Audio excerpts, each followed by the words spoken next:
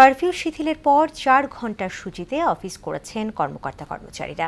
Curfew শিথিলের পর রাস্তায় রাস্তায় দেখা দেয় তীব্র যানজট। জ্যামে পড়ে অনেকেই ঠিকমতো পৌঁছাতে পারেননি কর্মস্থলে। তবে এখনও ইন্টারনেট স্বাভাবিক না থাকায় ভোগান্তি ব্যাংকপাড়ায়। আরও জানাচ্ছেন উষা ফেরদৌস। কোটা আন্দোলনের অস্থিরতা কাটিয়ে আবারও স্বাভাবিক জীবনে ফিরেছে নগরবাসী। কারফিউ শিথিলের পর সব ধরনের যানবাহন ও এক সপ্তাহের বেশি সময় ধরে আটকে থাকা মানুষ একসঙ্গে বেরিয়ে আসে। এতে সড়কে সৃষ্টি হয় তীব্র যানজট। ধাক্কাধাক্কি করে উঠতে হচ্ছে। মানুষ বেশি, গাড়ি তুলনামূলক কম। পাবলিক বাস আছে কিন্তু প্রয়োজনের তুলনায় অনেকটা কম।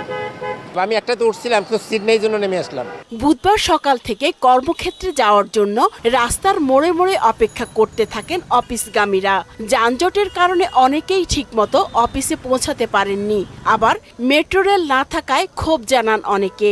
বিরক্ত হয়ে বাস থেকে নেমে চলে আসতে হলো, আগারগাঁও নেমে গেলাম। আমি যাবো হচ্ছে পান্থপথ সিগনালে আমার অফিসে।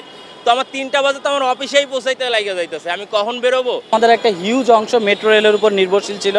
যেহেতু মেট্রো বন্ধ, সমস্ত চাপ এসে পড়তেছে এখন বাস, সিএনজি যেগুলো অ্যাভেলেবল পাবলিক ট্রান্সপোর্ট আছে সেগুলোর উপর, কিন্তু সেগুলো আসলে সাফিসিয়েন্ট না।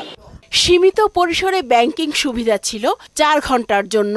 বুধবার ব্যাংকের 50% শাখা ও বৃহস্পতিবার 75% শাখা খোলা রাখার নির্দেশনা রয়েছে। সুদবিহীন ব্যাংকিংয়ে আত্মশুদ্ধির পথ এনআরবিসি ব্যাংকের ইসলামিক ব্যাংকিং আল আমিন। ব্যাংকিং যে সফটওয়্যার, এখানেও আমরা একটু স্লো আছি। কিছু কিছু ব্রাঞ্চ এখনো মনে হয় যে ওপেন করতে পারেনি, এই সমস্যাগুলো ফেস করছে। সরকার ঘোষিত যে নির্দেশনা সেখানে আছে যে 11টা থেকে 3টা পর্যন্ত, আর আমরা যতটুকু জানতে পেরেছি যে 1:30 পর্যন্ত আমাদের লেনদেন হবে আর কি।